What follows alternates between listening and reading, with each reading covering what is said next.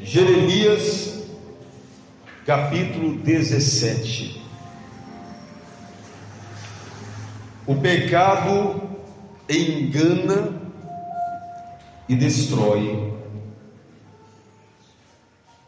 Tem muitas pessoas enganadas nesse mundo, não tem, igreja? Com a vida destruída. A Bíblia diz que o pecado de Judá está escrito com um ponteiro de ferro e com diamante pontiagudo gravado na tábua do seu coração e nas pontas dos seus altares. O pecado, quando ele acontece na vida da pessoa, ele deixa marcado ali. E você vê que o exemplo aqui é com um ponteiro de ferro e com o diamante. O diamante, ele é um dos minerais, e se não for o mineral mais resistente, né? É muito resistente. E o pecado, quando ele acontece, ele fica gravado ali, e é difícil a pessoa apagar aquele pecado. O ser humano comum, ele não consegue apagar o pecado. Nós aprendemos na religião que quando cometíamos pecado, procurávamos ali um representante religioso, e ali nós confessávamos o pecado, e aquele representante ele perdoava os pecados. As pessoas saíam dali aliviados e com a consciência leve, né? Os meus pecados foram perdoados. E ali elas percebiam que era muito fácil perdoar pecados, era muito fácil limpar, tirar da consciência aquele peso, mas na verdade o pecado continuava lá. Só que a gente não sabia, a gente achava que os nossos pecados iam ser perdoados, e a vida não mudava, a vida caminhando sempre para a destruição. E muitos não percebiam, não analisavam, não chegavam ao entendimento. O meu pecado foi perdoado, mas por quê que o inimigo ainda continua me acusando de dia e de noite? Porque na verdade era um engano, né? Falta de conhecimento leva as pessoas a se enganarem. Só que a gente fazia isso naturalmente e até se acostumava a pecar, porque a gente sabia que quando pecássemos era fácil, era recorrer àquele representante, e ali novamente confessávamos, e ali era perdoado os pecados novamente. Ou seja, um ritmo enganoso, mas a vida continuava sendo destruída. Só Jesus pode perdoar pecados, só Deus. Os fariseus, eles apontavam para Jesus: mas quem é esse que perdoa pecados? Olha aí, só Deus pode perdoar pecados. E esse homem aí, apontando para Jesus, ele está levando o povo ao erro. Por quê? Porque ele diz que os pecados estão perdoados. Se os fariseus apontavam para Jesus dessa forma, imagine para esse representante religioso que dizia para o povo: olha, seus pecados já estão perdoados, você confessou aqui e eu perdoo. Imagine para esses, né? Então os fariseus, eles reconheciam isso, que só Deus pode perdoar pecados. E quem eram os fariseus? Pessoas que não criam na palavra de Deus, ou seja, do Filho de Deus. E nós cremos. Então, se os fariseus eles criam que só Deus pode perdoar pecados, a nossa confiança tem que ser muito mais além, nosso entendimento, né? E quando nós temos esse entendimento, nós trazemos a consciência que o pecado, ele é grave. Ele é grave, ele pode destruir a vida de uma pessoa, de uma família. O pecado, quando ele não é perdoado, a pessoa não consegue viver. O pecado destrói a vida dela. Mas, pastor, o senhor nos trouxe aqui para falar de destruição na vida do ser humano? Não, eu trouxe... Aliás, o Espírito Santo te trouxe aqui para falar a respeito do perdão, igreja. A Bíblia diz que o Senhor ele nos purifica através da palavra. Os nossos pecados são perdoados quando nós temos o entendimento da palavra, quando nós absorvemos a palavra, quando nós procuramos viver a palavra. Então a palavra tem um poder muito grande para restaurar a vida de uma pessoa. O pecado destrói, engana e destrói. E a palavra de Deus, que representa o Espírito Santo, ou seja, renova e constrói. Olha a oportunidade que nós temos todos os dias. A Bíblia diz que seus filhos se lembram dos seus altares, dos seus postes idos, junto às árvores frondosas, sobre os altos outeiros, ou seja, a religiosidade. A religião, ela é tão marcante na sociedade, que muitas vezes não precisa a pessoa praticar para ela se lembrar de como que funciona. O pecado, muitas vezes também não precisa ser lembrado para a pessoa saber que ainda está ali. Assim por ti mesmo te privarás da tua herança, né? No 3. O monte do campo, os teus bens e todos os teus tesouros darei por presa, como também os teus altos, por causa do pecado. Ou seja, a tendência a pessoa que perder. Uma pessoa que vive no pecado, ela não consegue construir nada.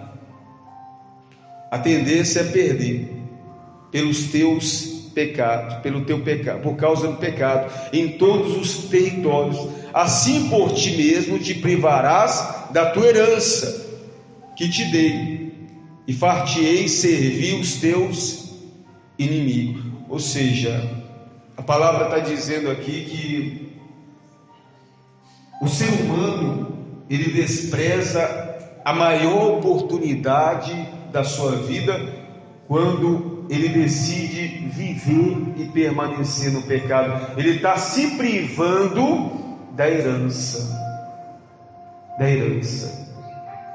Você já, pastor, mas a palavra diz que o pecado, ele é algo cravado no coração, difícil de remover, mas a palavra também diz que o próprio Deus, ele faz essa limpeza através da palavra. Quando a pessoa reconhece a dependência, quando busca esse conhecimento. Mas se a pessoa não busca, igreja, ela está se privando da própria herança. Que herança é essa? A vida eterna. Uma pessoa que vive no pecado, ela está se privando da herança. Será que vale a pena se privar de uma herança tão valiosa por conta de algo que está condenando a vida do ser humano aqui na terra? Claro que não. Quando reconhecemos o pecado em nossa vida, igreja, a primeira coisa que nós temos que fazer é o quê?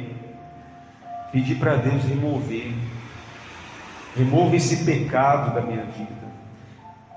Quando pedimos perdão pelos nossos pecados, estamos reconhecendo que Deus ele pode perdoar, e estamos valorizando a herança que Deus nos deu.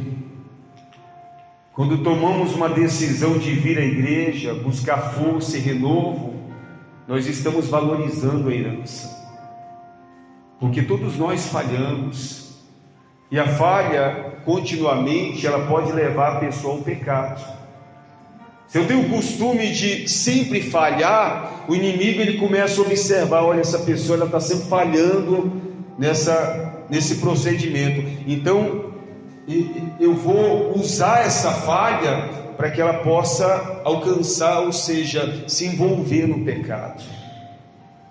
O pecado é algo mais grave, né, do que uma falha. Todos nós falhamos, não é porque falhamos que estamos em pecado. Pecado é algo que é gravado no coração, que o pecado ele pesa na consciência.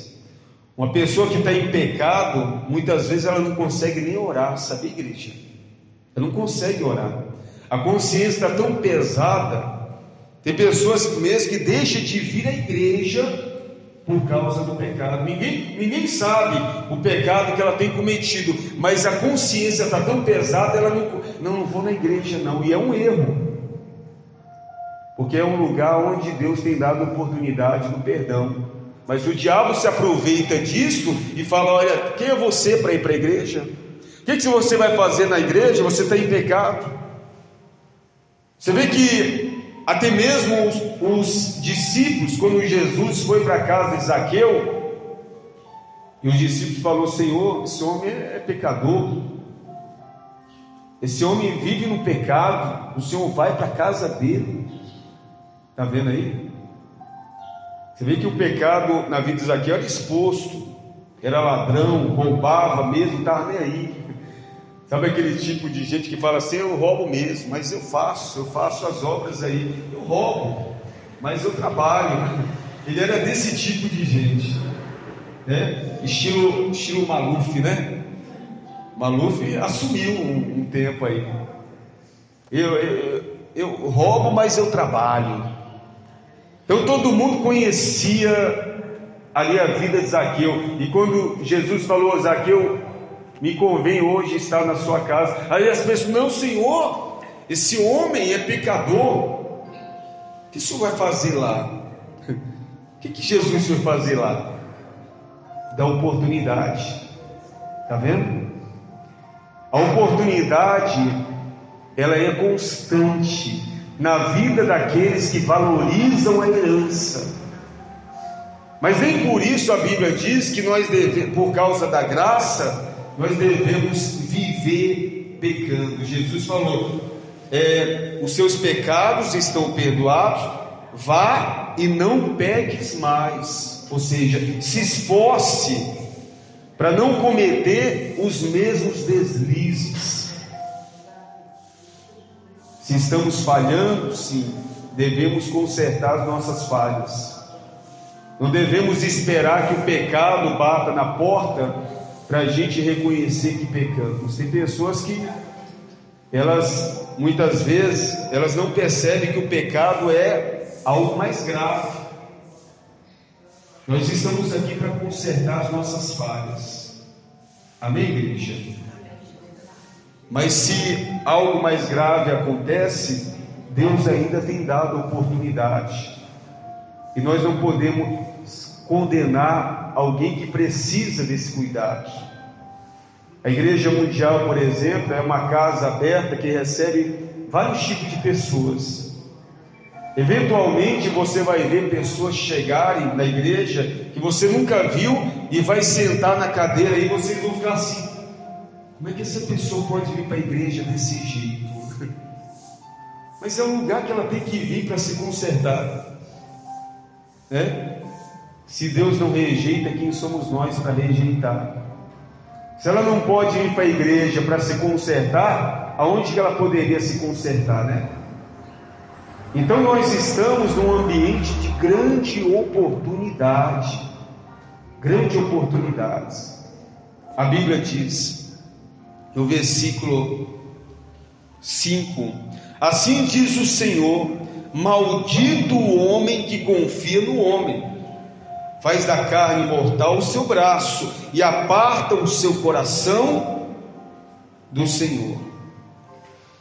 Deus está falando assim: olha, esse confiar no homem em si mesmo, faz do seu braço, faz da sua carne mortal o seu braço, ou seja, da sua condição própria. A Bíblia diz que nós temos que sempre reconhecer a nossa insignificância, igreja. O quanto nós somos falhos, o quanto nós erramos, o quanto precisamos da misericórdia de Deus. Quando reconhecemos as nossas falhas e a nossa dependência em Deus, Ele está sempre o quê? Nos moldando. O pecado é mais difícil de habitar num vaso como este, um vaso que está sempre nas mãos do oleiro. É mais difícil.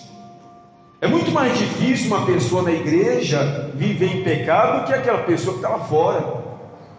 Lá fora é muito mais fácil, né? Tem gente que diz: quer dizer que você está na igreja, você é perfeito agora. Não, eu estou lá justamente para corrigir as minhas falhas.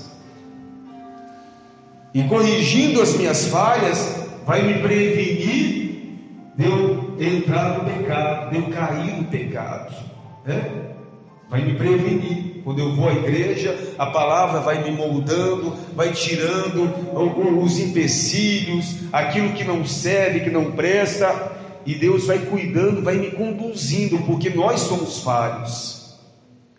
Então, a igreja é uma das maiores oportunidades na vida de um ser humano que quer mudança, que quer alcançar a salvação. Então, quando alguém te perguntar: o que você vai tanto à igreja? Você está em pecado por acaso? Não, graças a Deus não, mas eu sou falho, eu tenho muitas falhas na minha vida, e quando eu vou à igreja, a palavra me molda, eu me torno uma pessoa melhor, na sociedade, na minha família, no dia a dia. E aí as pessoas veem a diferença na minha vida. Não é porque eu sou perfeito, não, mas eu estou procurando corrigir o quê? As minhas falhas. A Bíblia diz que maldito é o homem que confia no homem em si mesmo, porque será como um arbusto solitário no deserto e não verá quando vier o bem, antes morará nos lugares secos do deserto, na terra salgada, inabitável. Terra salgada é o que, igreja? Deserto, A gente vai num lugar onde tem muita areia. Você sabe que o sal é tirado do deserto, Que coisa, terra salgada. Então, a vida destes que confiam em si mesmo vai ser uma destruição só. A Bíblia diz aqui, será como um arbusto solitário no deserto, e não verá quando vier o bem, ou seja, não vai reconhecer a oportunidade. Uma pessoa que ela acha que não precisa de mudança, e tem muitos cristãos assim, igreja, infelizmente, que acha que não precisa ser moldado, que acha que está num patamar que não precisa ser corrigido.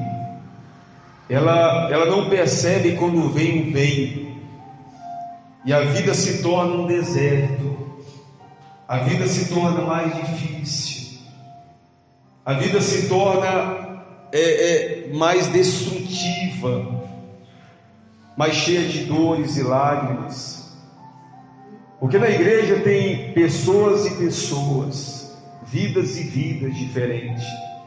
Tem aqueles que entendem rapidamente a palavra e começam a praticar, e tem aqueles que dizem assim: não, eu não preciso de mudança, eu não preciso mudar as minhas atitudes, não, eu já, olha, quem tem que mudar é aqueles que estão chegando hoje. Eu não, já estou aqui há 30 anos, eu estou aqui para ensinar, eu estou aqui para dar conselho, Não, nós estamos aqui para ser corrigida as nossas falhas, os nossos erros.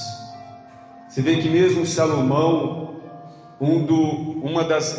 dos homens referência em sabedoria, a Bíblia diz que nem antes nem depois dele houve, nem haverá alguém mais sábio do que ele aqui na terra. Ou seja, somente Jesus mesmo que passou aqui foi mais sábio que Salomão. E mesmo assim, olha quantos erros ele cometeu, quantas falhas, quantas falhas.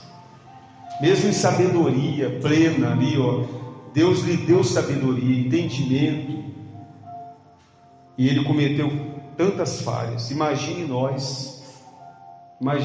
Então tem muito cristão que a confiança está tão grande em si mesmo, que bate no peito e fala: não, eu não preciso ser ensinado, eu não preciso de doutrina, eu não preciso de ensinamento, eu conheço a Bíblia, eu já li a Bíblia mais de 20 vezes. É nesse momento que nós temos que tomar muito cuidado, porque o inimigo ele usa muito dessa situação na vida de alguém para levar essa pessoa ao pecado, ao erro maior, Quando ela já não aceita mais ensinamento, instrução. E se nós viemos aqui, igreja, é porque nós precisamos, todos nós, sem exceção. A palavra de Deus, ele começa a ensinar, a instruir a partir do átrio, do altar. Todos nós estamos aprendendo aqui alguma coisa todos os dias. Então a Bíblia diz que maldito é o homem que confia no homem, ou seja, em si mesmo. Mas no 7 diz assim, bendito o homem que confia no Senhor e cuja esperança é o Senhor. Que homem é esse? É aquele homem, aquele ser humano que se diminui todos os dias, igreja. Todos os dias. É aquele ser humano que ele diz assim: Senhor, eu preciso aprender a te servir. Eu quero aprender a te servir. Eu quero aprender a te adorar. Eu quero aprender, meu Pai, a fazer a tua obra. Eu quero aprender a ser um cristão. Mas você não é um cristão? Estou aprendendo. Igreja, nós estamos aprendendo. Então, o bendito, ou seja, bem-aventurado, aquele que depende de Deus, mesmo que este tenha muito conhecimento, igreja. Você vê que hoje, uma pessoa que chega numa posição, num patamar, ela para muito pouco para receber uma instrução de alguém, sabia? Muito pouco ela para. E se tratando de igreja, então, tem pessoas: não tenho tempo, eu estou muito ocupado com muitas coisas. A pessoa não para receber uma instrução simples, porque ela tem um conhecimento que levou ela a estar naquele patamar, e ela acha que isso é suficiente. Mas a gente começa a observar a vida destes, e a solidão, o deserto, os problemas começam a cercar, a tal ponto que a pessoa ela não percebe que vai tirando todas as forças dela. Hoje você e eu temos força, temos condição para lutar contra o pecado, mas tem gente aí fora que não tem força. Tem pessoas aí que pecado bate na porta, ela se entrega, ela não tem força para reagir, diferente daqueles que têm se fortalecido na palavra de Deus. Isso é dependência. Isso é dependência. Tem pessoas aí fora, por exemplo, que toda segunda-feira, quando chega na ressaca, ela fala assim: a partir de hoje eu não bebo mais, está estragando a minha vida, quase acabou com o meu casamento, quase aconteceu uma tragédia lá em casa, a partir de hoje eu não bebo mais. Passa 3 dias, já está lá de novo, mesmo sabendo que aquilo ali quase acabou com a vida dela, quase destruiu tudo. Passa uma semana já está lá de novo, envolvido no pecado, destruindo. A Bíblia diz que o pecado engana e destrói. E muitos falam: não, isso aqui é diversão. Enganados, estão sendo enganados. E vai olhar, a vida está destruída, não tem forças para reagir.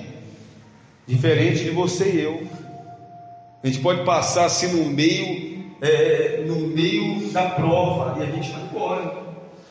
Nós vamos com aquilo ali, não tem força para nos destruir, mas tem destruído a vida de muita gente aí.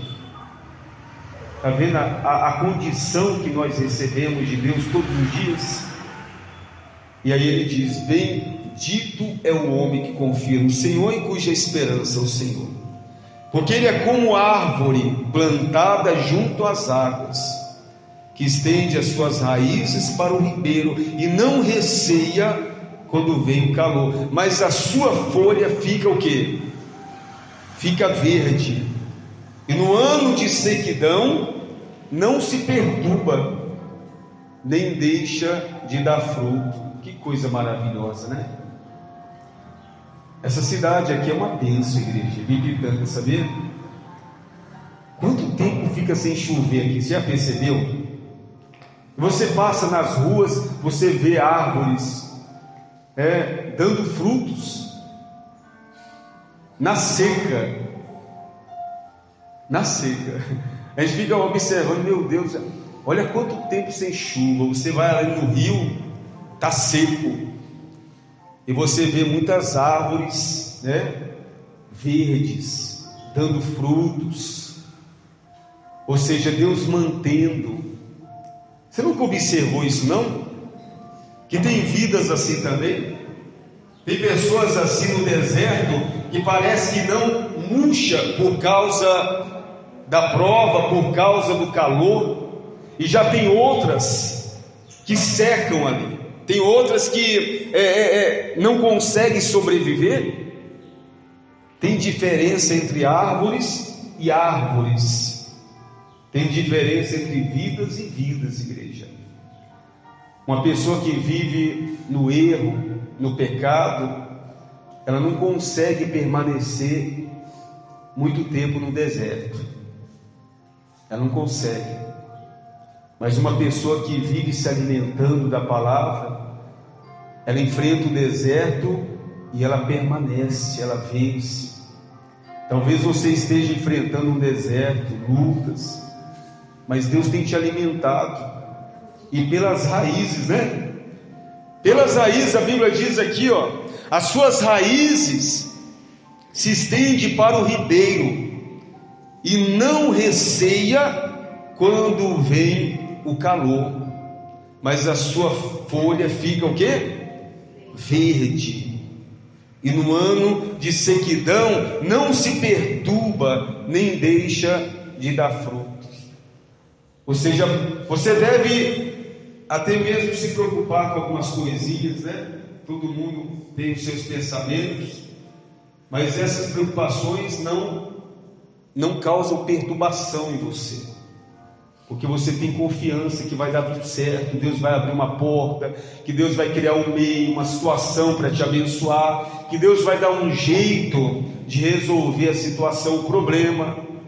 A sua confiança é tão grande, igreja, que mesmo em meio, no ambiente onde pessoas estão morrendo, você está ali segurando as mãos de Deus, e tem pessoas caindo do teu lado, e você ali confiante. Isso é algo extraordinário, igreja, extraordinário. Tem pessoas enfrentando as mesmas lutas que você enfrenta e não suportando, e você tem suportado. Ou seja, as suas raízes têm recebido aquilo que você precisa para vencer.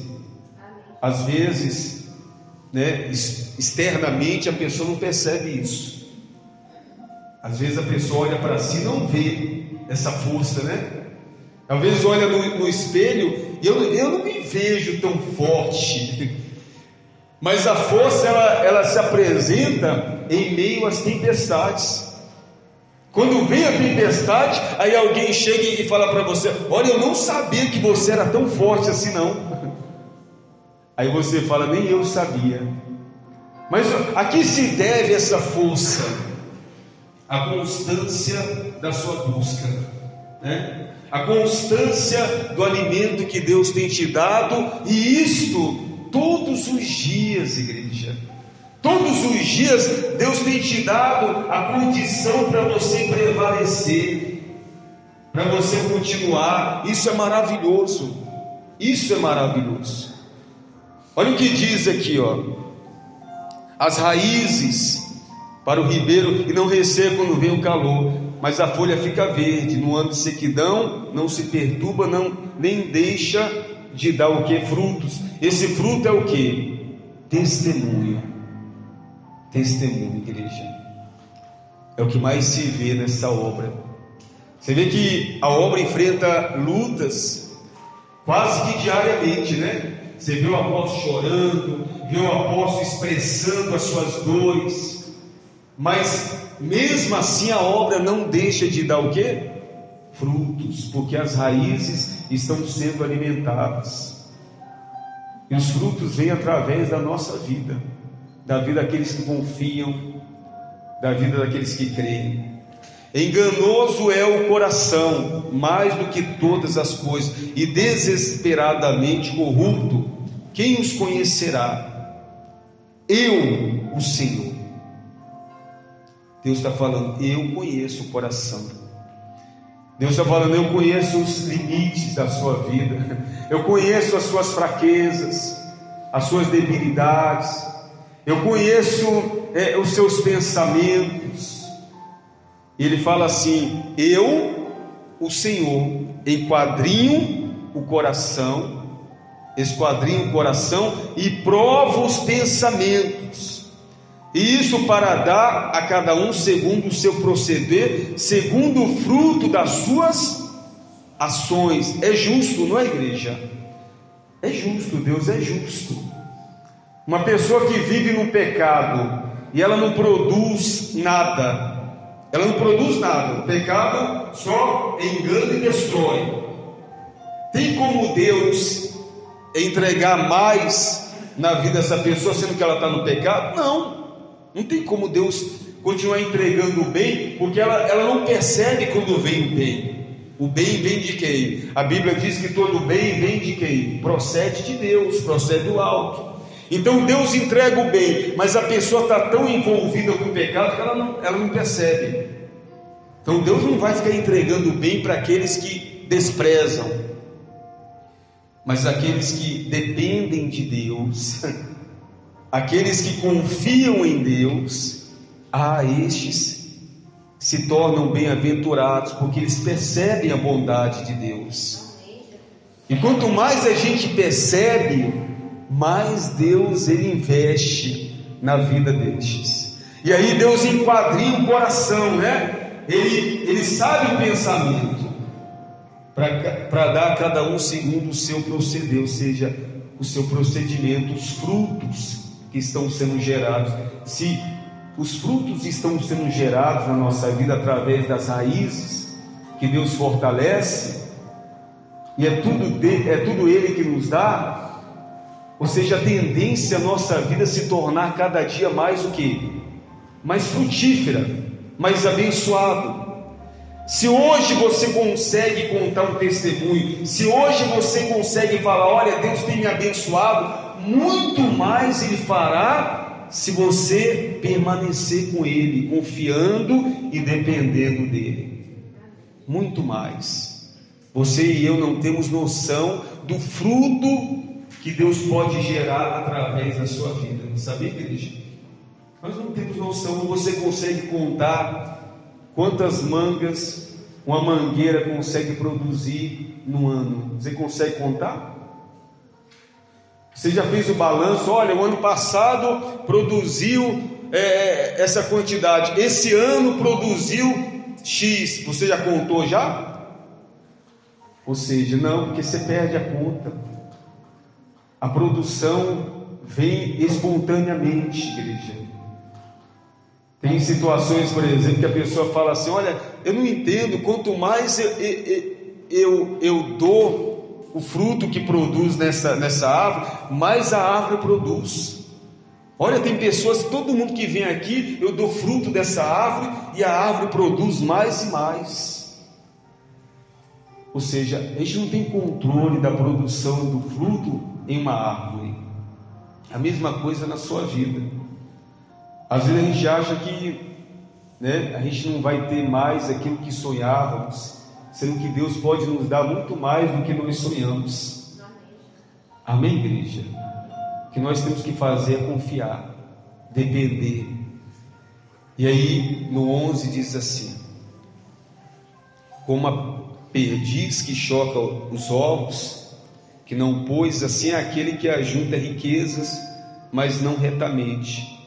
No meio dos seus dias as deixará no seu fim insensato. Ou seja, aqueles que acham que não precisam de mudança, aqueles que acham que não precisam corrigir as suas falhas, aqueles que acham que a oração do Pai Nosso é uma invenção do homem, e a oração nos ensina ali a pedir perdão todos os dias pelas nossas, pelos nossos erros. Aqueles que acham que a palavra de Deus é um conto de fadas que foi escrito para enganar pessoas. Essas pessoas, igreja, que não acreditam na palavra, como que elas vão colher alguma coisa da parte daquele que é a própria palavra, que é o verbo, Por isso que a palavra diz aqui no 11: as deixará, ou seja, a riqueza os deixará no seu fim, as deixará e no seu fim será o quê? Insensato. Ou seja, tudo aquilo que construiu é praticamente em vão, é uma vida de vaidades. Uma pessoa que não acredita na palavra de Deus, ela vive uma vida de engano, de vaidade, e o mais triste disso é que ela só percebe no final: por que eu não fiz isso? É como nós, às vezes eu mesmo falo assim: meu Deus, por que eu não entendi a palavra de Deus há mais tempo? Que a palavra de Deus é pregada há muito tempo. Por que eu não entendi? Por que eu não compreendi? Por que eu não dei confiança há muito mais tempo? Quantos problemas não teriam sido evitados na minha vida? Quantos pecados, Então tem pessoas, igreja, que só se dá conta, ou seja, do desprezo a Deus, quando já está tudo perdido. Nós temos a vantagem de estarmos aqui. Então valorize cada investimento que Deus faz na sua vida. E ainda que você esteja enfrentando um deserto, olhe para aquilo que está sendo produzido na sua vida. Olhe o cuidado que Deus tem tido com você. Isso significa que ainda que você não esteja vendo o resultado agora, não significa que ele não esteja sendo produzido nas suas raízes. E haverá um tempo que você vai colher tanto fruto na sua vida que você não vai dar conta nem de contar os testemunhos. Amém, igreja? Quem entendeu a palavra, guarda no seu coração e glorifique esse Deus bem forte em nome de Jesus.